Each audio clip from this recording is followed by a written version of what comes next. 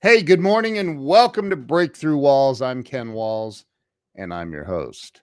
Today, I have a guest on who may quite possibly have the best first name of all time.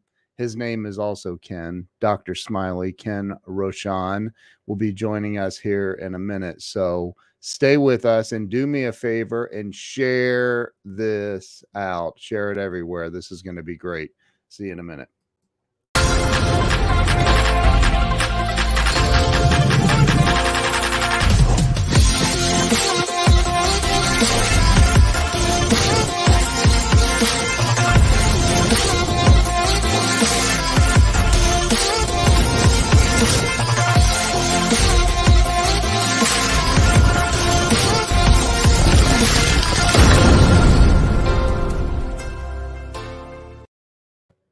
And we are back. Let me bring Ken on. Ken, welcome to the show. Well, thank you very much, Ken. It's always nice to connect with another Ken. It is always nice to connect with another Ken. You know, I had Judge Ken Starr on the show several months back. And when he came on, I said, I did a poll and it appears that you have the best first name ever. And not everyone can go that distance. Sometimes they have to add a T, Kent, or they have to add a Ya for Kenya. I mean, there's just all kinds of versions that they go with just to get close to us. My oldest daughter's name is Kenna, Kenna. Yeah. Nice. Yeah. And it wasn't my idea to name her that, for the record. Really? So Ken, I started this show coming up on 4 years now. Geez, I can't believe it's been 4 years. I've interviewed over 400 celebrities and entrepreneurs, and literally this show, I created it to help people get unstuck in life. And I think that by hearing other people's stories of how they got stuck and what they did to get unstuck, because everybody goes through it, right? Everybody goes through the crap in life, like Exactly. everybody. Mm-hmm. So why don't you start with telling everybody where you were born and raised? Well, it was a short stint in Warwick, Rhode Island. I was born there and stayed there a whopping 2 months. My dad was an Army officer, just got his first commission to go to France. So we were in the outskirts of Paris. I don't recall it very well. And I was the product of being an Army brat. I spent almost my entire childhood, 13 years of it at least, outside the U.S. with a couple of skips here and there to my brother was born in Arizona and Fort Huachuca, and then back out to Germany for 5 years. And when I moved to the States, it was actually a very tough move for me. First of all, I didn't even know what it was like to be an American or live with, I guess, citizens of America. I only knew how to live with fellow Army brats or military brats. And I had played soccer 2 or 3 hours a day, every day. And when my dad said we were going to America, I said, hey, as long as they got soccer there. Well, they didn't have soccer here. Yeah. No, back in the day, soccer wasn't a thing here in the U.S. Not at all. Not at all. Yeah. Now it's everywhere. It is everywhere. Yeah. I didn't know even the word discrimination, because if you were an Army brat, every color was cool as long as they were Army or they were Navy or they were whatever. Yeah. In fact, it was only a distinction of what branch you were serving, and you were against the Germans if you were playing soccer. It was Americans against Germans, and that's the way it was. Wow. And when I moved to the States, I actually was awakened that there is such a thing called discrimination. Did not know it existed as a naive 13-year-old. I mean, it was really strange. Wow. Now, where Ben Gay the Third is watching, and he's one of my favorite people. He is. So where did you so you moved to the States? Where to? Where did you end up landing? Moved to a small town, Galesburg, Illinois. They have a college, Knox College, where my dad did his final duty assignment as an ROTC officer. Okay. That's kind of their way of saying you're not going to make colonel's list. Yeah. Well, Galesburg is one of my favorite places. I'm kidding. I've never been there. Never even heard of it. Well, it's about 2.5 hours southwest of Chicago, near Peoria, kind of the Quad Cities, all kinds of places. It was famous for DeKalb corn. I mean, I used to detassel corn in the summer. So, and I did Sweet paper out. corn or livestock corn? Sweet There's corn. there's a Yeah. difference, right? Oh, there is a Yeah, difference, and yeah, I won't say that it was not both. It was probably both too. yeah. So you said you were 13 Yep. ish? I was 12 when I moved to the States. Yes. Okay. Oh, 12. So how long did you stay in Illinois? Yeah, 5 years, and Okay. was deeply depressed. Actually, Ken, this soccer Yeah. thing was like my life. I thought I was going to be a pro soccer player. I was playing, even at the age of 12. I was playing with high school soccer players. They let me play with them because I was pretty good. And so for two And years, for those watching overseas right now or listening, you're referring to what they call football, yes, right? exactly. Well, I mean, FUT. we have somebody in Bangladesh watching. Yeah, it's a little different over there. But so you really you got depressed because of the whole soccer thing.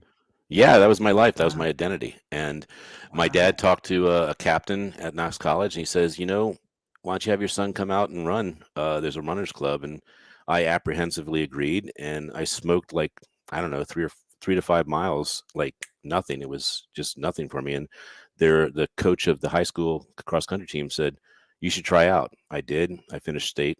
I went state 3 times. And then moved to Fort Meade, Maryland, and ended up being the only person in my school that went to state 3 times in one year for running. wow. So I was at least 60 pounds, maybe 70 pounds lighter than I am now. Yeah, I I mean, I got cannot the relate COVID to 20, that. and I got 50 years for 1 pound for each year on top of it. Yeah, right. I hear you. So so Can you I eventually actually can I interject about Ben Gay the third? yes, please. He is one of my favorite people. I mean, he made that comment about us, but I have to say, um, Ben wrote a foreword to a book of mine called Umbrella Marketing. It was about how you amplify messages using social proof. And he was Yeah, kind enough, being the king of closers, yeah. to write the foreword for that book. And I'm indebted to him. He's a wonderful friend, and I don't get to see him nearly enough, but he is such a brilliant man. Love him. He is absolutely brilliant. He was one of my first probably 20 guests on the show Wow, years ago. Yeah, Ben is amazing. Love that guy. And he's brilliant. He's totally. Well, and I he think created the he's 800 system. extremely underrated. Like, right? Insanely, Like yes. there's not enough people that know who Ben Gay the third is. No, and they get confused with the product, and I'm like, "You are so far off." He was way ahead of that. I know. Oh my gosh. So you eventually in your teenage years, I'm assuming you at some point got through the depression. I did. When I started running, the dopamine kicked off, and I found a new drug that actually worked, which was long distance running. So I Wow. I did one marathon, one and only, but I did it in under 4 hours. I just didn't want to do that long of a run anymore. Yeah, I That was don't that was a blame bucket you. list item. Yeah, yeah. I have a hard time running up the stairs. Now I'm kidding. That's not well. Anyway, we'll talk about that later. So you got I'm assuming you graduated high school. I did. The Dr. And Smiley is a where did you lifelong learner. graduate from? I graduated from Meade High School in In 1982. 1982.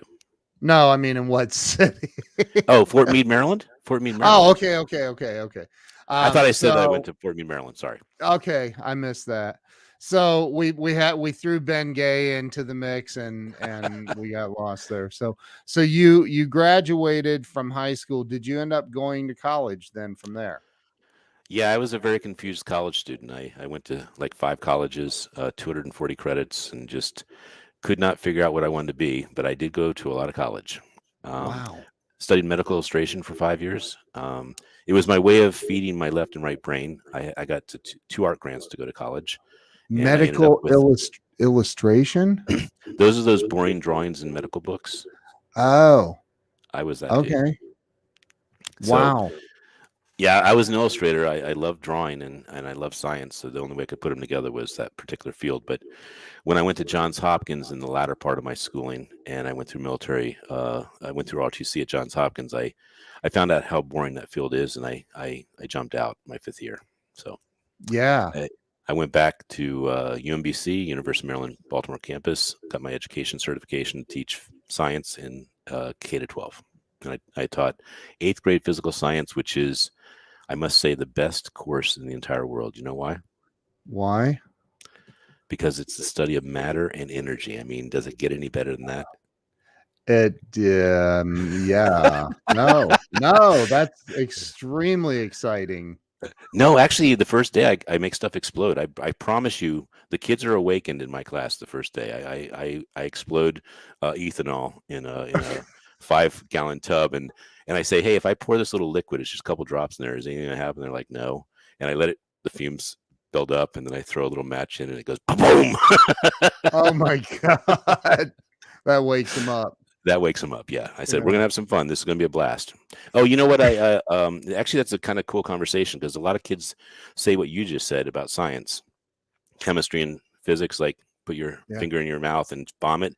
Yeah. And I said to the Cool. kids, how many of you love science? And I only had one sheepishly kind of put his hand up a little bit. When I said, how many of you hate science? And a lot of hands went up. And I said, okay. And this is 8th grade. You guys are going to have a miserable time moving forward in your education if you don't like numbers, you don't like science, all that stuff. So I said, do you know what the word hypocrite means? And in this particular class, they did not. In most of the class, they did not know what the word hypocrite meant. And I said, Yeah. it's when you say you love something, but you really don't, or you really hate something, but you really don't. Like you're the opposite of Yeah. what you're saying. And I said, I will believe you that you don't like science, that you hate it even, if you promise not to use science tomorrow at all. No science. Right. And we were able to enlighten them that science is their iPads, their video, their their Yeah. TVs, their clothes, their shampoo, their toothbrush, their toothpaste, everything. So I said, Yeah. if anyone comes to school naked and smelly, I will believe that you do not like science. In fact, you even hate it. Right. Right. You know, science is well, not science. Science is not the reason. Back when I was 17, I would have believed that science was the reason. But I didn't graduate high school because I didn't get a biology credit in 10th grade. And I it's not that I hated science, I hated the study of science in that particular class. I And would almost so argue, Ken, sorry to interrupt, but I would almost argue you had the wrong professor or teacher. you know, yeah, probably. But again, you know, I love what Jim Rohn said because for years I had Brian Tracy on the show about a month or so ago, and him and I have that in common. Neither one of us graduated high school. He's a whole lot more famous than I am, but neither one graduated high school. But I can tell you that at I don't know 34, 35 years old, I became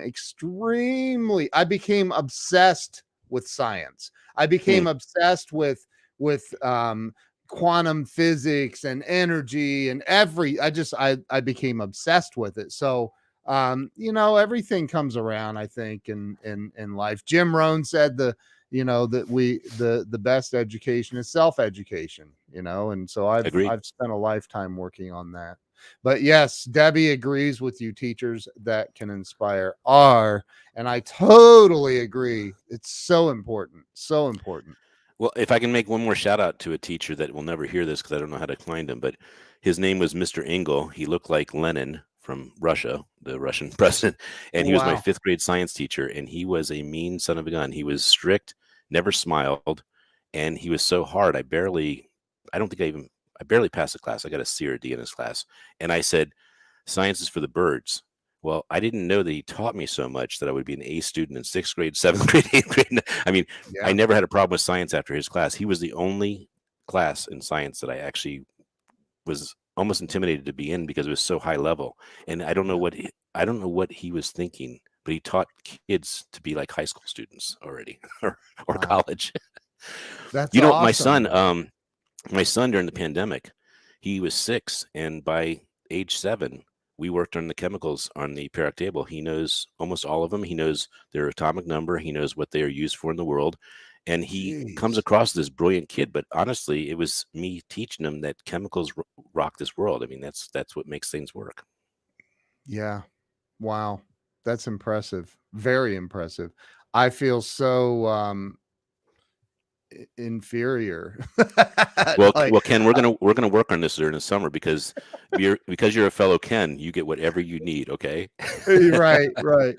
Well, I have an 11-year-old and a 16-year-old. I'm gonna have you tutor them. How about It that? would So, it would not only be so my pleasure. Kenny could actually help him a little bit if you wanted. that's awesome, man. So you went through did you go right, because I know you have your PhD. Did you go right from undergrad into PhD school? I mean, where was No, the path? the pandemic was the answer to something I'd always wanted to do. So I took the year. I remember you saying you're a night owl. You go to bed at 2. I was getting up at 2. I got in the habit during the pandemic of getting up at 2 o'clock every morning and working till 6 or 7 on my dissertation. And Wow. it became a rhythm. It became something I was so excited about that I pounded out in a year. It was really fun. Wow. That's incredible, man. Okay, so you just got your PhD I recently did. then. I got That's it in awesome. 2020. Congratulations. Thank you. Congratulations. I wasn't going to be on your show unless I had it. I mean, it was very important to Right. me that I had Well, this. and we talked a couple years ago about this. I said, "Hey, man, like no, not until you get your PhD." I know. And I took it to heart. So thank you for that pep talk, by the way. That it was the push you needed. I knew that intuitively. So Brad Leland, do you know him? He's a very famous actor, buddy of mine. What's Yeah, the there's truth in science about these? Well, that's a whole yeah, nother. that is a whole nother topic. We could do a whole nother We could podcast on that. we could do a Um, season on that. yeah, no kidding. So talk about you. So you went through undergrad. I'm assuming you graduated from college. Your undergrad back then. Yep. Um, I decided to fail out 2 semesters though. I just wanted to see what it was like if you fail out. So I was on double yeah. probation on my second one. Well, yeah, I mean, that's just part of life, right? So I find it interesting though, Ken. I think that there's all, and Brian Tracy talked about this on the show too. I think that there's something that always happens in childhood, or maybe an event or a person that pushes us in the direction that we end up going as adults. Does anything come to mind for you when I say that? A couple things. One is I was treated like I was very different and very stupid, and I was put in a little chair against a corner in my second grade Army public school, and the rest of the kids learned while I drew. She gave me a pad, blank paper, and says draw, and I drew all day, and I became a damn good artist. That did not Wow. help me learn, but it did help me get creative. That's all I can say about that. Then later in my high school, I had an art teacher that uh, nominated me for some art scholarships, which I got. And then of course Mr. Engel I was referring to. I've always wanted to thank him because you don't know you're getting a gift from somebody, especially in an Army school system, that you're supposed to say, "Hey, can I have your number?" A way to reach you later. But he was not the person I thought I'd ever want to contact and say thank you to, but he did change my life. He's probably an avid watcher of this program, so I would you'll. guess so. I mean, with a name like Engel, he's I'm like got the eagle eyes on this show. him and Laura. They both. Charles Coachman said, "I'm still on double secret probation." Oh my god, that is hilarious. So what was your degree in? It ended up being general studies of all things. I had so many credits General. I could stay one more semester and graduate with a BS in 3 different topics. I had 220 credits. I mean, you need 120 to get out of college. Oh, Yeah. So wow. I was taking master's classes, but I couldn't afford them. So I was just with the master's students and I was taking them as an undergrad. So I could have gotten a master's in education with how many education classes I took. Wow. I love to learn. I'll tell you who I am as a hack. I am a hack. The community college is when I started there because I said I can't afford a 4-year college. I'm going to knock out all my grunt work in the community college. They had a deal that after you do 15 credits, everything's free. So I would sign up for 30 credits. And they had never seen anything like it. And I said, you don't have a rule about how many credits you can take. And they said, yeah, but there's a certain amount. If you take too many, you're not going to be able to focus on each class. I said, you have to at least give me a chance. They did. And I got a 3.2 average. It wasn't phenomenal, but I was able Yeah. to pass every class with an A or B. And so I was on approval from that point on to take 28 and 38 credit loads, and I didn't have to pay for half my classes. Wow. So you got out of college eventually, and is that when you Eventually. Yeah, is 7 that years when later. you 7 yeah years later. 7 years later with a BS? It gets better. I Wow. I wanted to be an entrepreneur, so I did my thing with entrepreneurism, and I Hold said, it. That's not when you started teaching? it is not. I taught 2 years. I taught 3 years later.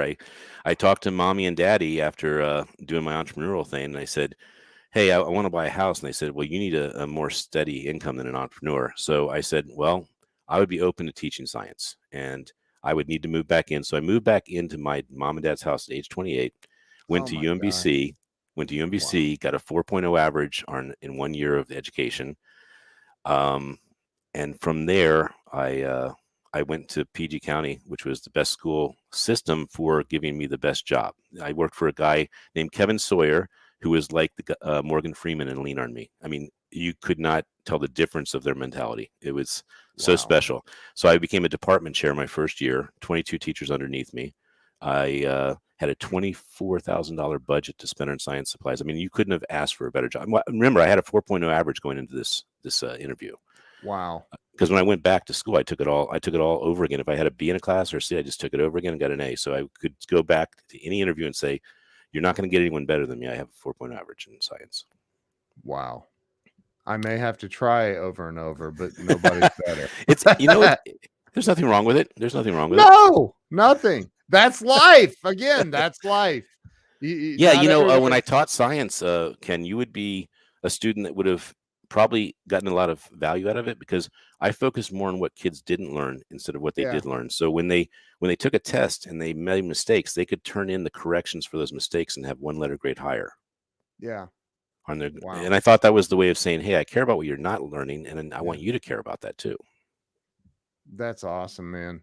So you talk about the entrepreneur. So you get out of college eventually, and you want to be an entrepreneur. Talk about that. What did you do? What's Oh, that I wanted to mean? be an entrepreneur ever since I was 12 when I read Tom Sawyer by Mark Twain. Let's bring up something though. For the younger generation that's listening or watching, the word entrepreneur did not exist back when we were becoming It, entrepreneurs. it, I it mean, might it have did, just but it was kind of a new buzzword that was coming into play, I would say. yeah, Yeah, I think you're yeah, actually right. yeah. In 1979, a guy named Dr. Jim Omps actually created an accredited college course, and it became a master's and then a PhD program called Entrepreneurology. Really, I can't even Yes, say that. the study. Entrepreneurology. Well, the thing that's so cool about it is the study of why businesses succeed or fail, and it's a study of what books you should read to understand why businesses succeed or fail. That's So I did awesome. most of my dissertation on Smile. That's why Dr. Smiley became part of it. I created a concept, a hypothesis of what is your SPH. So SPH stands for, of course, smiles per hour. So a business Uh, that has a higher frequency of smiles per hour is a business that will typically have higher retention, higher loyalty with the customers, wow. um, just no high esprit de corps. I mean, just everything is really hitting high notes with a high smiles per hour. And by the way, that's for your personal life too. I believe it. Do you see what Debbie says? I am reading. Yes, I tell you, they didn't like me in they said, Mr. Rochon, your class is the class I will fail and continue to go to my next grade. So there is there is also the hack of that, because in the PG County school system, you could fail 2 classes, I believe. And they said, you're too much work, so we're going to go ahead and let you be an E. And by the way, I finally left PG County and school teaching because I just didn't understand that they didn't want their kids to benefit from real grading. And they were just pushing them through the system, and that doesn't So help anybody. horrible. And what happens is they can't get into college because the kids I had in my 8th grade could not read on a 3rd grade reading level. So I took it upon myself to work on that with them. That's why and I don't want to go too far off into the entitlement world. But there is a tremendous amount of that flying around in our world today. And I had a teacher, and this is how teachers are so important. But they bring their egos into these my opinion, this just sidebar, my opinion, a lot of teachers will bring their egos in. I've seen it with my daughters where teachers literally argue with them about a spelling of a word, and my youngest daughter was right and the teacher was 1000% wrong. Right. And it was my wife ended up having to call the superintendent and go, look, my daughter spelled this word correctly. Anyway, so and I remember I had a teacher that told me an English teacher that told me I would never amount to anything. You may find this hard to believe, but I was a very troubled student. and and I've written 3 books, co-authored 4 other books with Dr. Bernie Siegel and some other amazing people, and she's never written a book. So I think those teachers are a gift to the education system in a weird way, because I have met so many people that say, I had a teacher that said, I won't amount to anything. And they only remembered that teacher making that challenge. They'd amount to nothing. And they want to prove the teacher wrong. I'm not for that type of conversation, that type of attitude. Yeah. And in fact, my kids, when they would ask me a question, and by the way, in the word science, the world of science, that is a very open Wikipedia, Googleable study of everything. And they would ask me a question, and I said, I don't know. And they said, but Mr. Rochon, you're a science teacher. And I said, I actually don't know everything about science. There's a lot I don't know about science, or I would have that whole degree across of all the different branches. There's probably 100 branches of science, but there's 16 very big branches of science that you could get degrees and PhDs in. But my point is that when they would ask me a question and I didn't know it, I said, if you find it out, you get credit. So they would teach the class. And I was very happy to tell people what I didn't know, because it caused them to understand that we're working together to learn. And I looked at it as a gift they were giving me. That's brilliant. That's brilliant, man. Well, the difference is transparency. Yeah, but the teacher you're talking about, this ex-teacher, is a teacher that is unfortunately probably in the realm of those that can do and those that can't teach. And that's a very harsh thing to say, but there's some teachers that have never experienced life. They've literally gone from student to teacher, and they never got to experience life. I was a military officer. I had a thriving entertainment business. I could afford to actually teach. And by the way, I say that meaning back then they were paying teachers about $30,000. That's a choice of having a car and apartment or having a house and no car. I mean, there's choices you have to make about how you spend $30K. Yeah. And I eventually, in my 4th year, my $30K did not even pay for the postage of my entertainment company, because we would send out these beautiful, illustrious packets with $3,000, proposals in it. So I feel for teachers. You lose the top teachers because they say, I can't afford it. I can't afford to be here to make a difference in the world. My wife, my wife's brother and his wife are both teachers, and here locally where we live. And it's amazing hearing it from that side is when you understand the student side, but then to hear it from the teacher side it's interesting. Well, I found that any teacher that was able to have a career that was also enjoying the career and doing something great with the career, they typically had a spouse that could afford that career. Yeah. Right. Yeah. Yeah. Wow. Now, of course, if you get through your years, you do all right. Yeah, later. sure. You end up making more. But you threw in something that caught me a little bit there. You said I was a military officer. Yes, I went through ROTC. I did. I went through ROTC at Johns Hopkins, and I got commissioned as a second lieutenant. I didn't do a whole lot with it. I just wanted really the experience, the resume piece, and I wanted to be ready if there was ever a problem that I could actually be a leader. So you were in the military? I was. Mainly, I went through officer basic course, transportation officer. I don't brag about it at all. I flew at the lowest level because I really love being an entrepreneur. So I put all my energy in my entertainment company. I had options. I mean, this is very strange, but Ironically, I picked one of the best occupational studies, transportation, because it was over flooded, oversaturated. Yeah. They didn't need all of us. So I would get options of, hey, do you want to go to your 2 weeks this year in Alaska? And I said, you're asking me I have a choice? And they said, yes, you have a choice. I said, I will elect not to. And I never got in Wow. trouble for it. I basically phased Wow. myself out in 7 years. That's what happened. Wow. So okay. Oh, but I will say something that's related to the education and the tangent of what we just went on. My kids found out I was a military officer and they said, you would die for your country? And I said, that's what you are willing to do when you go in the military. And they Yeah. said, no way. I didn't have one kid out of 150 kids that said they would fight for our country. That, talk about entitlement. That was a very strange situation. I was in a school system where I didn't think it was not our school system. I think it's these school systems are not teaching that we have schools, we have education, we have freedom, we have all this stuff to love because someone fought for our freedom. And many died for it. Yes, And indeed. I think that it's I wrote in my first book, one of my favorite quotes is pain is the predecessor of all wisdom. And unfortunately, I don't know if it was Shakespeare who somebody way smarter than me said that one of the greatest disservices we do to our children is steal away their hunger. Hmm. And it's created so much entitlement, and it's our fault. It's not their fault. We would have been the same way had our parents handed us everything and not made us work for it.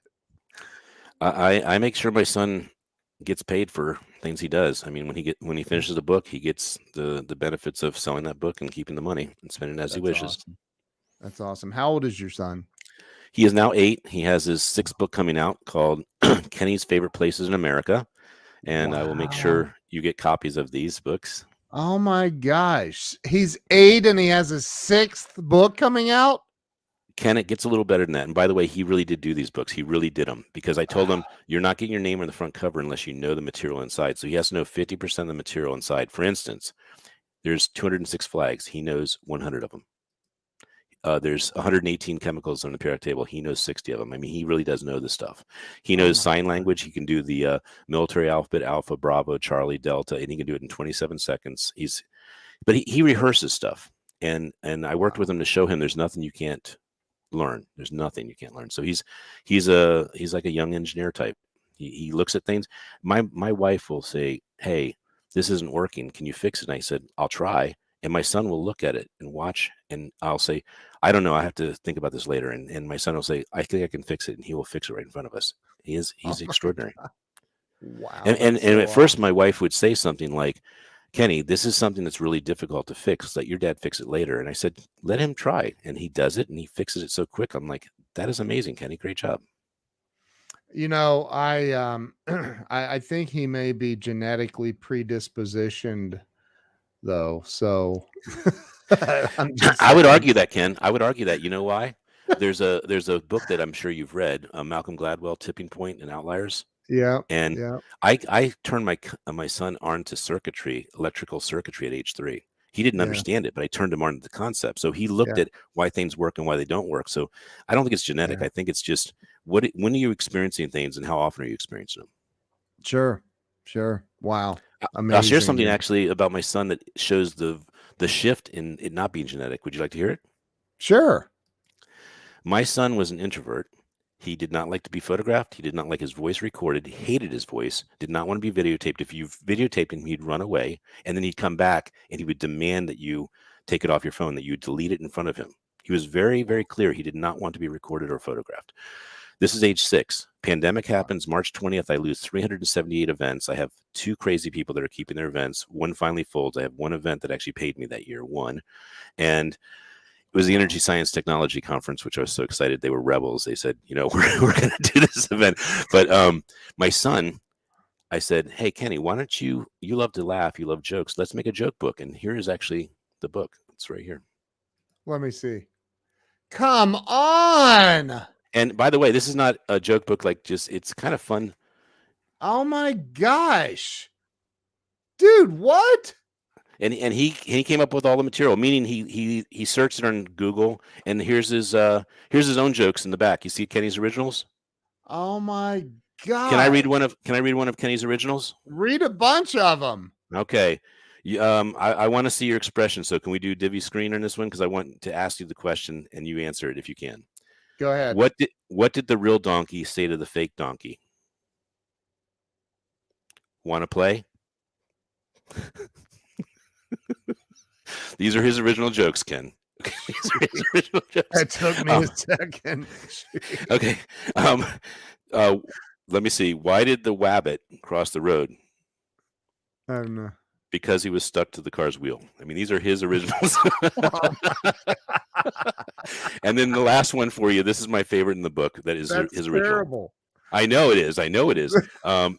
Why did the man take a bath? Because he was a stinky poo.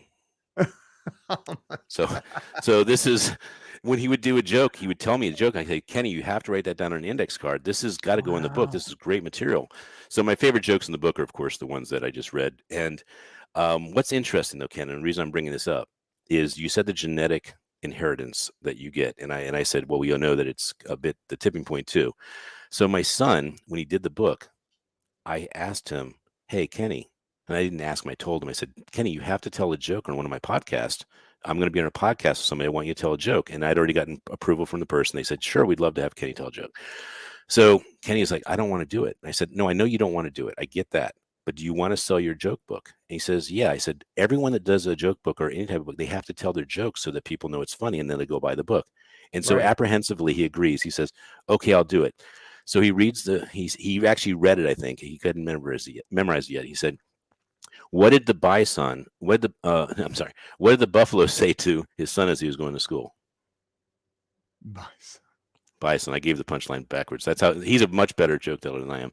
So anyway, he tells a joke. The podcaster just eats it up, is laughing so much, and she says, read another one. And so he reads another one, and by the third one, he turns to me, smiles, and I could see the ham coming out of him. He never had an issue again of being videotaped, telling a joke, being photographed, complaining about his voice, nothing. He made a transformation because that book caused him to actually feel confidence. Right. And I get that, but I still believe in genetic predispositioning. All right. Sorry, I do. Well, there's something to that. I don't look, I'm a recovered alcoholic with almost 20 years sober. And I am 100% positive that there is a gene anyway. I think I think you're right. There's a clicker that when you activate it, but time helps you create the addiction bigger or the strength or the weakness of that bigger. And I agree with you. Yeah. Yep. 100%. So go back to so how long did you teach again? How long were you? Just 4 years. By the fourth year, I just did not see I was making the impact I intended to be making. So I guarantee you probably were, and this, that I believe every day we wake up we're a different person than we were the day before. So agreed. I'm sure you made a tremendous impact in a lot of lives, but when you left the teaching arena, and it was at a public school, right? It was. Yep. Yeah. So you left the teaching school arena, well, because you're still a teacher. But where did you go from there? What happened? I mean, yeah. I just dove into my entertainment company. So at age 18, I moved to Fort Meade, if you recall, and I met another gentleman. His name was Jim Burt, and I said, hey, let's create a business. There's so much opportunity in this area. The DMV district, DC, Maryland, Virginia area is just like bleeding money from the government, is feeding all these government contracts. There's just a ton of abundance, a ton of opportunity. If you can find a problem to solve, you're going to be in business. It's that easy. Yeah. So I started a DJ company, and I started a graphic arts company. Graphic arts fed my art side. The DJ company fed my addiction to music because I love music. I have behind me is part of it. I have about $250,000 library of music. Hold on. Let me go full screen so I can see that. Are those all CDs? Oh, there's actually about 40 or 50 boxes. There's some boxes just filled with CDs.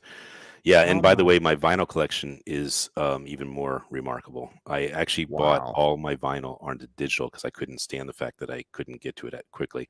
Now you're really going to think this is sick. I bought all my digital after I bought my CD. So I Wow. bought music 3 times. I tell Yeah. people that you can never accuse me of not feeding the artist that actually feeds me because I pay for my music. Yeah. Um, Yeah. I'm with so you. I started the DJ company at age 18.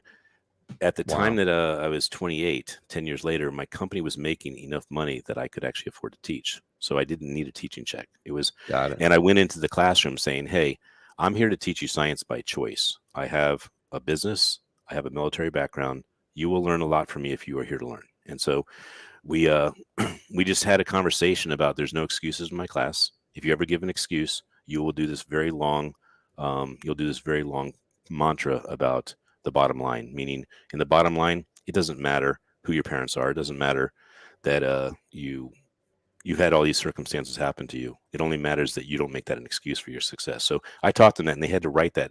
Believe it or not, I don't think there's one kid that made more than one excuse. Meaning, when they hit 2, they were like, "I don't want to write this again. I'm never making an excuse in Mr. Rochon's Right. class." I love that, man. I love Because that. the bottom line was believe in yourself, and that's why don't make an Yes. excuse. And take responsibility. Amen. I Amen. gotta tell you, I hate to keep bringing up Brian Tracy, but he is one of my heroes.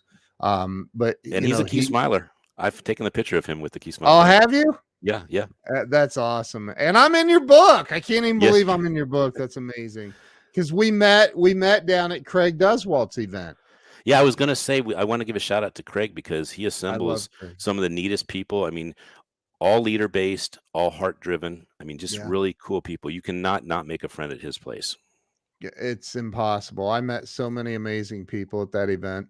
But you what was I gonna say? I was gonna say something. But it was Brian Tracy. Brian Tracy, yeah, sorry. Thank you. He said he one of the most brilliant things I've ever heard. He said the moment that we start taking responsibility for everything in our lives is the moment we go from being a child to an adult. That's 100% correct. And when you brilliant. take responsibility for everything, you actually get the power to be rewarded with that. For instance, if you make a mistake in a relationship or you make a mistake with a customer, when you take Yeah. full responsibility for it, you get to have that relationship still. Yes. Thank you. Amen. Amen. Amen. And amen. Charles Coachman wants to know what genre is the bulk of your music? It would be top 40 because I was a Joel Whitburn fanatic. Bought all his books and I would use the yellow marker to make sure I bought it. And if it was not a yellow market, I found out where I could buy that. So it was mainly top 40. I was personally a rocker, though. I loved AC/DC and Blue Oyster Cult. I loved Yellow. Electric Light Orchestra was my favorite. But later in my career, I didn't burn out, but I had evolved to the point that I was one of the top DJs in the DC, Maryland, Virginia area for American music. Wow. So I decided to go around the world. I went to 104 countries with an empty suitcase and would bring back music from each country. And so I became a Wow. world DJ from that experience. I'm friends with Casey Kasem's daughter. Are you really? Carrie, yeah, she's Oh, amazing. Casey Kasem is, I Oh, mean, there's no one that has that longevity. And nobody. he's brilliant. I He mean, is we lived off him in the 70s in Germany. I, yeah. I mean, I can remember my older sister and I mean, we every Saturday you're waiting on Casey Kasem. It was in Yes. the America's Top 40. It was crazy, man. People I'm don't sure get that it. I'm sure that Joel Whitburn and him were like this because Joel Whitburn provided the trivia in his books that I think that Casey would acknowledge that the trivia Yeah, was from him. that's insane. Jeffrey Gittimer, who I wrote a book Yes. with. Jeffrey is a friend of mine. He's a friend with Jeff Lynn. Well, I know he is. Jeffrey Gittimer used to do concerts, live concerts, and he met Jeff Lynne, Yeah. and that was a great story. And I'll tell you, if I at the very, very top of my list is Jeff Lynne. I think he's the most brilliant musician of all time. You do know that he created the Traveling Wilburys, Yeah. and he also relaunched Tom Petty, George Harrison, Bob Dylan, and Roy Orbison within 1 year of making the Traveling Wilburys. All their careers not only relaunched, but they were considered some of the best music that ever came out for those people. Wow, that was before Soul Train. That was before Soul Train. Yeah, yeah. That's a great comment. I don't know if you know Jay Fox. He was at the event. Yeah, he was at Craig's event. Jay is a nationally syndicated radio DJ that had, I mean, he just retired from it. He was on ABC radio forever. Super, super good. Did you meet him? I did not. I was there for maybe a day and a half. I was very happy to meet you and the people I was able to meet. Todd was my partner that was on stage. Todd Westra with Amplifluence. He's helping people learn how to take funnels and turn them into opt-in money-making machines. Yeah. Brad Leland, when have you ever slept? That's hilarious. So go back to, so you started this, you were doing this DJ thing. That's what you did after you left. You quit teaching school. Well, I was doing it before, though. I mean, from age 18, in fact, I haven't really even quit DJing now. I mean, when someone wants to pay me $3,000 to do their wedding, it's very hard still to say no to that kind of checkbook. So yeah, wow. So you're still doing that. That's awesome. I don't do it that often anymore. I do about maybe 10 a year, but I have been mixing. The Outliers book I referred to earlier by Malcolm Gladwell. Yeah. When you hit 10,000 hours, the Beatles turned into a different band. They were not the same band before they went to Germany and did those 14-hour shifts of music, and that opened their minds and their eyes and their creativity to do anything and everything. I have done way over 30,000 hours of mixing. I actually know what music sounds like in my head mixed before I put it on the tables, and I don't need headphones. I can mix without headphones because I already know the beats so well. Wow. And it's not because I'm not bragging. I'm just telling you, I've used music so much. When I hear a new song, I go, oh, that would mix with about these 30 songs that I've had from my library. So you're very good at left brain, right brain, because I understand that pretty well. And I think that, music is a right brain thing, but there's the technical side of mixing. Exactly. The beats. So you have to be good at combining both sides simultaneously. What's weird is I write with my right hand, but I do everything else. I mean, I shoot. My left arm is stronger than my right arm, so I'm not perfectly ambidextrous, but I'm pretty close to it. That's insane. When I write left-handed, I don't have an issue at all with it. I just don't write with my left hand as much. I can't write with my left hand.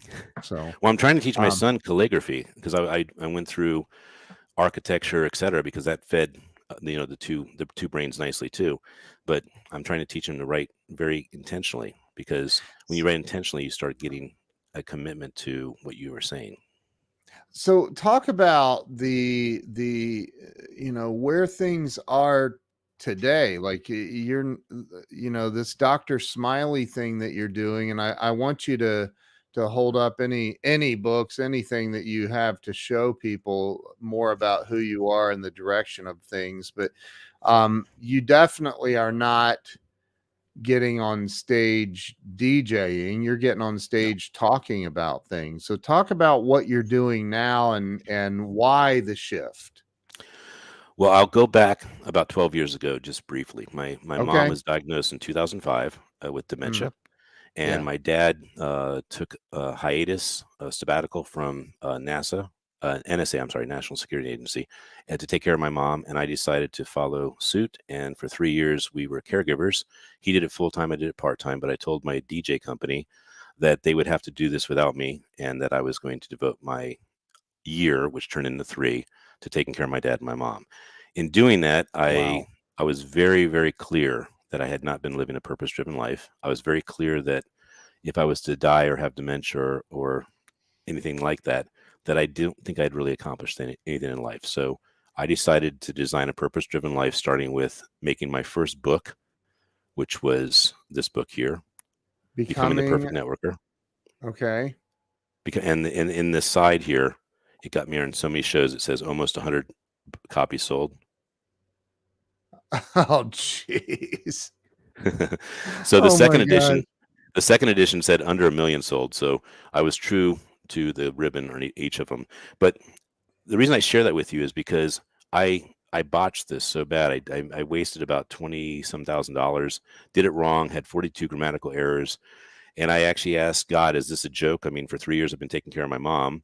I now make this book, and it's actually an embarrassment to my name. What gives? And so I prayed on it. And what I came up with was, this is what authors experience when they do their first book. They don't know what they're doing. And so for $3,000, I corrected everything, republished it, sold 8,000 copies, got my money back over a 3 or 4 year period. Yeah. I've written 36 books since then, but the one that I am inviting you to, Ken, that I shared with you at the event was this baby, Dose of Hope.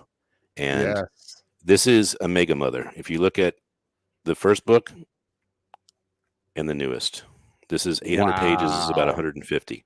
So you are going to be in a book with the likes of a Jeffrey Gitomer, if you connect me to him.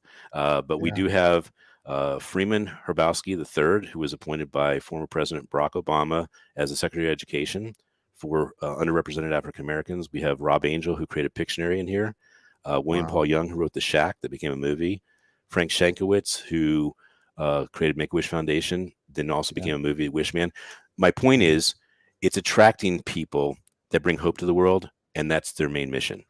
So they have a business, yes, but the real thing they want to do is inspire. They want to make a difference. And so this is a TED Talk that's never been done before. Simon Sinek did one of the most brilliant TED Talks of all times when he did the why. How do you get your why? But he was talking about it from a business, not necessarily from a personal, even though you could apply it to personal. But what I found in his conversation was, what was missing is you have to have your who established to have that why conversation. So people that don't have hope don't have their who. And so if you analyze how you create your who or how other people create their who, and you follow that template of adversity, persistence, unstoppability, challenges, they're all gifts for us to carve and create a who that we love. And when you create a who that you love, you can actually have a conversation with yourself that says, why am I here? What is my purpose? Because you can't do it before then.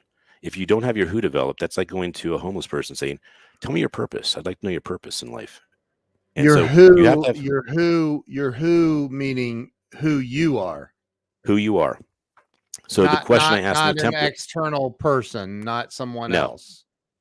So the Okay. 3 questions are, how did you create who you are? How did you create why you are? And how did you create how you are? So how did you create a person you love, being a person that you are able to share with the world? How do you create your purpose for your being so that it actually makes sense to you and it gives you energy to continue to be that person? And then how does it impact the world? And the cool thing about it is the higher your who variable is, the higher your why variable will be, and the higher your impact variable will be. It's almost unequivocal. I have not seen any exceptions yet. So I'm attracting people that have these beautiful who's, and you are certainly an example of it, Ken. And I invited you to this project for that reason. This book is going to be downloaded, we're guessing, between 10 and 20 million times, because someone like you that might have 75,000 people that would want a free copy of it would take it. And you get to own the book with all the other authors. So right now we have 200 authors, and we ask the question, hey, Ken, who inspires you? And that person that inspires you, you give the gift of this Dose of Hope template. It's a $36,000 gift certificate. You give to someone, you say, you inspire me. This is your gift for inspiring me. And so the book is all about how do people inspire themselves so that they can teach people uninspired how they can actually turn that switch on. And we came up with a new way of describing what hope is. So in this dose here is dopamine, oxytocin, serotonin, endorphins. That goes in your brain. Those are the chemicals that go in your brain, and hope comes out of your heart. Hope comes out of your being. So we just came up with the abbreviation or the acronym for hope. You want to hear it? Yes. Hold on, pain ends. Hold on, pain ends. Hope. Hold on. O-N. Yep. Pain ends. Hold on. Pain ends. Wow. And it's so cool because the dose now takes care of the pain. It's going to end.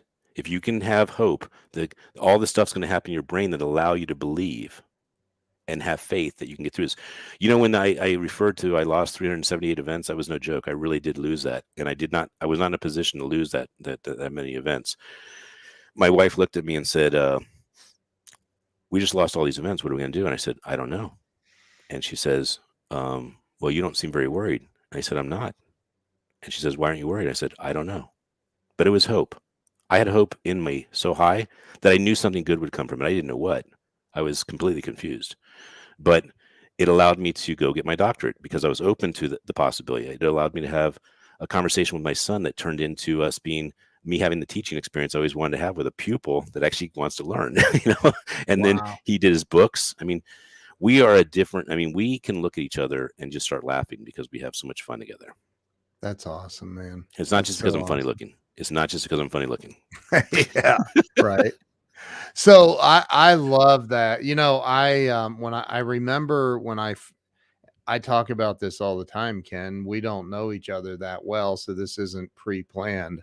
I talk about this all the time. Like what the world needs more than anything is hope. And Yeah. I say that all the time. When I first got sober, I remember sitting in meetings of Alcoholics Anonymous, and there was a sign. My wife's watching, so I'm going to be careful with this. That's her on the screen right there, where she typed that out. So cool. Um, but I remember there was a sign that was always in the center of we sat in this circle, and there was a sign in the center of the circle that said hope is found here. I thought it was a woman I was going to meet named Hope. I was like, because I was single at the time, I was like, where's Hope? Like, There's, but, I'm ready for her. but I'm ready for her. yeah, right.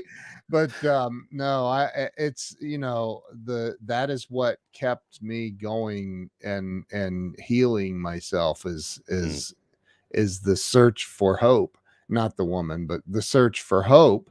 I had this, I woke up every day with this, like, okay, I'm still alive. Well, There's no, still hope. your search for the woman was because of hope, and her name was Yes. Jill. Her name was Jill. Yeah. Yeah. Yeah. Amen. Yep. Amen. So true. But I think that that's something that the world needs, especially now more than ever. Yes. And the cool thing about it is it's really recyclable, just like a smile. Yeah. When you smile to someone, you're saying that you're loved, that you're welcome, that you are a collaborator, that you're a Yeah. thinker, you're positive. And what happens is that goes to that person and they give it back to you and then they give it to other people. So when you have hope in your heart, you can easily tell someone that has given up, I believe in you because I have hope in you, and they will actually step into their power. I've seen it happen all too often.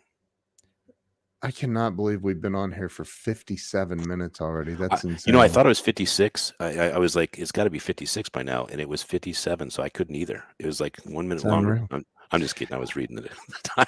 I think I have two questions I have to ask, and one is based on your um this is about your opinion, and I will give you full screen to answer this. But the what do you think the number one thing is that's this two part that's holding people back in life from experiencing real financial success and true freedom and happiness? And Ken, I do think that they are related. I think that anybody that says money doesn't buy happiness has never had a lot of it. So I'm just, that's such a terrible thing to say, but it's true. I mean, It is true. I know they're related because I've been homeless and broke, and I've been extremely wealthy, and extremely wealthy is much better. So what do you think is holding people back? What's the number one thing? So that is the question. And I, for my son's sake, I created a diagram book, and the diagram book says a way of explaining life in diagrams. And Okay. I started off with the very first diagram because it was AB, abundance. And had I learned this diagram when I was a kid, I'd probably be extremely wealthy. And it is that you have a circle, and that circle represents abundance. And inside that circle is expenses. So when your expenses are smaller than your income, you are experiencing abundance. You do not think, how am I going to make it through? So had I had that, I would have never gone into debt. If you take the opposite of what probably 90% of Americans experience, their expense circle is outside of their income circle. And so they're always in scarcity. They're always thinking, how am I going to get through this? I don't have the money for it. I can't afford it. We Mm, can teach kids at a very early age to keep their abundance circle outside their expense circle, and they will thrive.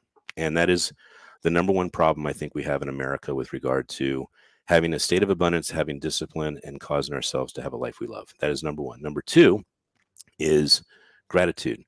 When we do not have gratitude, we do not give thanks to the gifts we have. And what we do with the universe is we attract more gifts. So when we yes. do not have gratitude and we're complaining and we're feeling entitled, what we're doing is attracting the fact that complaints will continue to happen. They will be attracted to us and the reality will be achieved. And so we have just sabotaged our ability to have a life we love and that is happy. I think that, again, something else that I talk a lot about is that energy. Because Hmm. if you want to shift, I love Dr. Joe Dispenza and the work that he's doing.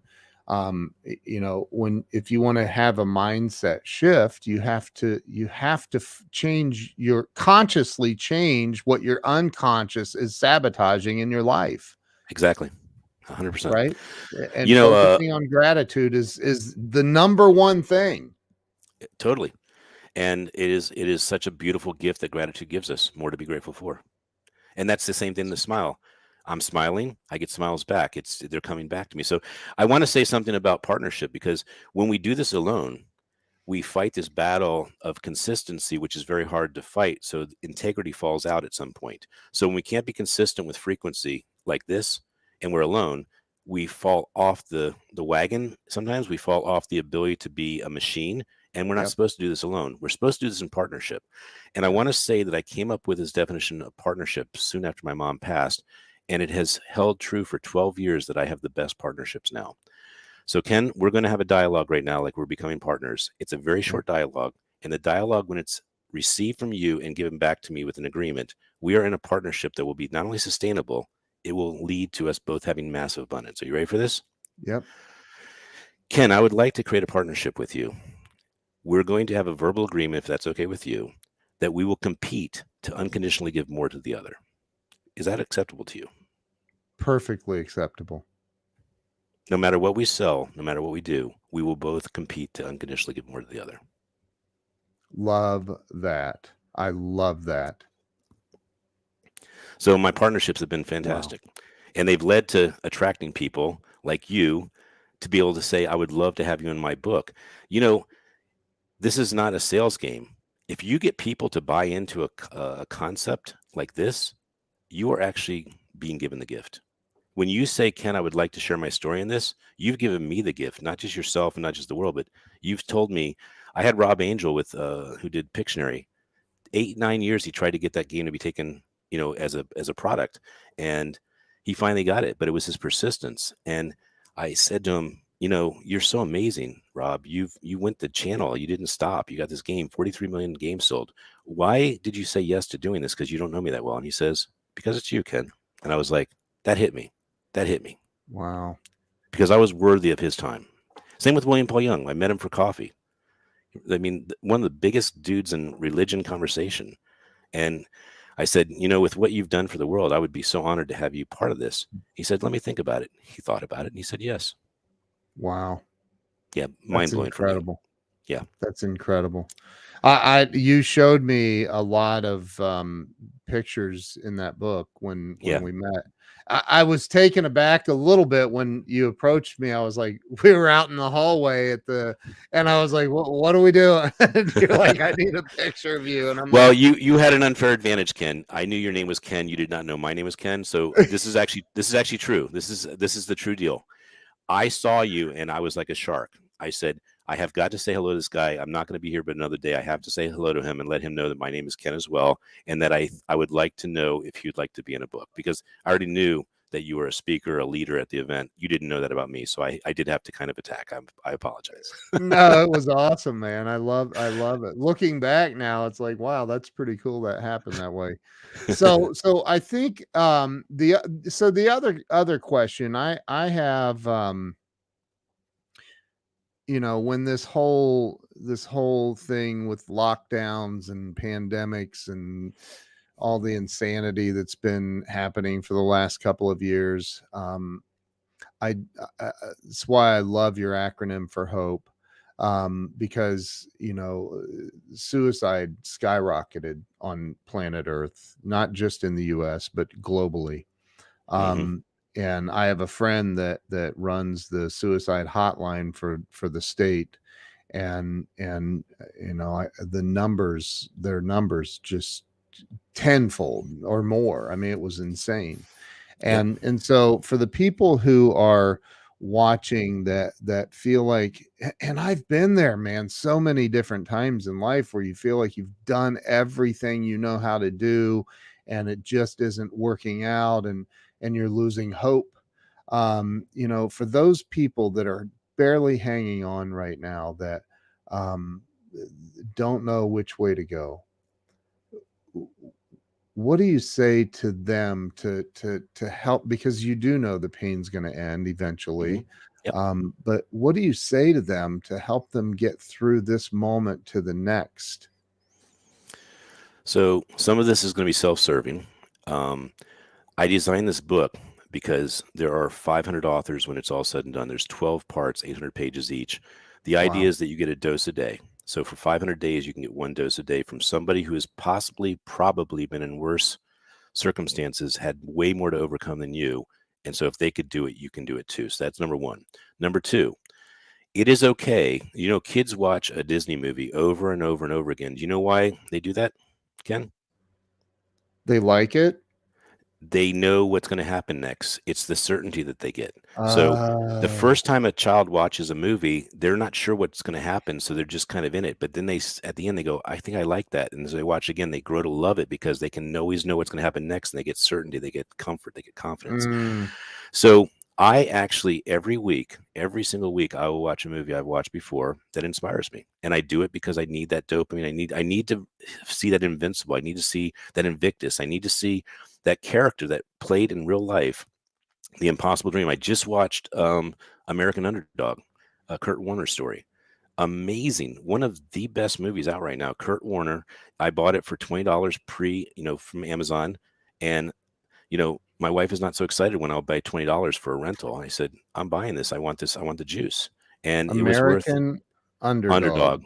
About Kurt Warner. He's the only person in the NFL that did not get drafted and became a two-time MVP Super Bowl winner. He didn't get drafted in the NFL. He Wow. came back into the NFL many years later, so many years later that they were like, what are you doing here? It was actually like watching The Natural with Robert Redford when he comes Wow. back after all those years and plays phenomenal baseball. And that Wow. was not a true story. Kurt Warner's story is unbelievably inspirational. So, my second part of this answer is your hope is down, your smiles and your laughter down. It really is equal. You've got to get things that get you to smile, and don't have phony gratitude talks, but reach out to people you care about and say, how are you doing? Are you doing okay? Because when you care about other people and they Yeah. care about you, that becomes the warmth of you actually have hope. Yeah. Wow. That's powerful, man. It's powerful. I'm gonna watch American Underdog. You got to. You got to. Yeah. Your money back if you don't like it. I'm that sure. In fact, I Wow. will say that you're going to love it so much. You're probably going to say, "You want to meet Jeff Lynn? We are putting you in touch right now." That's awesome. Well, do you know Jeffrey Gitomer? I don't know him with a phone number. I know him because I have bought all his books. I have been to Okay. one of his events back in 2009 or 10. He came Okay. out to Baltimore. I love the guy. I mean, he's Yeah. fantastic, but Yeah. we unfortunately do not have a relationship at this point. Well, I can make that introduction. Jeffrey's a Well, good I'd friend love of to have mine. him on my show. And by the way, Ken, after you complete your story Yeah. about your hope story, I would like to bring you on my show, Voice America Influencer Channel. And we've had some amazing people on our show, and you will be just one more person that fits in that beautiful leader. So it's a conversation. It's called Amplifying Life. So it's Yeah. amplifying the life of leaders that cause community, inspire hope. That's the conversation we have. That's awesome, man. Let me ask you a question. I want to put it up on the screen. What is your website address? We have Amplifluence, amplifluence.com, Excuse me. and we have the keepsmilingmovement.com. And bless you. The keep smiling Movement.com, movement.com. and then Ampla, AMPLIFLUENCE, amplifluence.com. Well, I can only put one up. So I'm going to Okay, put yeah, sure. I'm going to put the keepsmilingmovement.com and Perfect. have that scrolling across the bottom. Is that it? Awesome. That's it. That's it. Okay. You did Um, you done it good, and you spelled the three W's perfectly too. I mean, I'm going whoa, the I know, keepsmilingmovement.com. right? So Ken, you are an amazing human doing. Um, you're doing a lot of amazing things, and I love the science side of your brain, believe it or not. Thank you. um I love the movement that you've created and that you're growing. Are there any other words of encouragement um that you would leave the audience with today before we end this? Yes, thank you for that. First of all, everyone is encouraged to get the template for Dose of Hope, because it is a great opportunity for you to fill out your story, to share your story, and to inspire others. If you send it to the Keep Smiling Movement, we will certainly entertain publishing it. It is no cost to be in this book, as I'd mentioned. But here's the big thing to embark to you. If you do not have an inspiring story to write about your life, choose to do that. Choose to change your life so it inspires you, that you can write about your inspiring life to inspire others. When you do not have an Mm. inspiring life, it is a hard thing to take in, but you chose that. So I plead with you to step into your power, because all of us are probably 100 times more powerful than we think we are. Every time that I've had some type of challenge, by the way, I didn't speak on this in the show, but this book came out of an eviction notice that I received from my studio that I'd had for 37 years, paid over $500,000 for that studio. There just wasn't enough money coming in from all those events disappearing. And I decided to pray to God to keep my studio. I got a download from God, Dose of Hope, got the cover, hired someone to do it. I thought 800-page book was going to at least make a little dent in the problem. I did two 800-page books in 2 weeks. $12,000 was donated to my Smile movement. It went to my landlord, and I had Christmas. So it was Christmas night, 24th of December. I was supposed to be evicted. So it was like a Hollywood Wow. story. Crazy. Wow. So there's always hope. There is You always said. hope. And if you choose hope, you'll find that it's there for you. That's the cool thing about it. People that give up, I mean, every single conversation, a great movie to watch about hope is The Darkest Hour, about Winston Churchill. Phenomenal movie. I did not know that he was ostracized. He was not the pick for the people or the cabinet or the politicians. He was really an outlier. Do you know why they picked him? It's a weird reason. They picked him, and no one wanted this job at that point. This is when England was pretty much going to cave in, and it was going to be, they had made bad decisions about trusting Hitler. And so they picked him because Hitler was afraid of Winston Churchill. And Wow. everyone else that was being considered was too much of a softy, was going to try and have peace talks with Hitler, and that was never going to work. Winston Churchill knew it would never work. He knew the people's Wow. voice, and he said, if we succumb and have peace talks, we will lose our identity as Englishmen. Are you willing to allow that to happen? They said, we'd rather die. And so he decided to be the prime minister and the voice of the people, saying, we would rather die than give our lives to Hitler. Wow. Amazing. Absolutely amazing. Dr. Smiley, Ken Rochon, you, my friend, are a rock star. I'm blown away by this interview. Like, I'm pleasantly surprised. Quite frankly, I'm very, very thrilled about it. So, Ken, thank you so much for investing your time with everyone here. Thank you. For those who are watching still, you have the opportunity to redeem yourself if you did not share this out. Please. And my wife is thanking me, or maybe she's thanking you. It could be either. It could be both. It That's could cool. be either. Yeah. So, but you're She, welcome. yes, you're welcome. And by the way, it should be an S at the end of Ken. Right. Exactly. Oh, Ken, you're awesome, Can I man. say a Ken word to make the show kind of have a wrap up a Yeah, little bit? please. In this book here, which I'm happy to give away as an ebook, there is actually, and you're not going to believe this, but it's 100% true. There is a conclusion. I love it. I love And so, it. Love it. yeah, Love so it. we got, you see Dunkin' Donuts and Wow. Heineken. Wow. So I just want to thank you as well. I had a VA that came up with a great hashtag. You're not allowed to use it, by the way. Okay. It's hashtag I can do it. That's great. Is that great? That's a wonderful one. That is. You're like, I'm using that. It's well, I can do only it. with your permission, sir. Of course I did something called hashtag. I had the hashtag and I had hashtag after it, and I had people hold it up and they were like, "What does this mean?" I go, "I don't know, but it's funny." That is so funny. Oh man. All right, Ken, thank you so much. I'm going to end the live stream. If you would stay with me and we'll finish up. But everybody who watched, thank you so much. I really appreciate it. And thank you for all the shares. And Ken, thank you. Make sure you go follow this guy everywhere on social media, by the way. You're everywhere, man. I love that. Omnipresence. That's what it's all about. So thank you. Have a great day, and we'll see you guys later. Thanks so much, Ken. Thank you, Ken.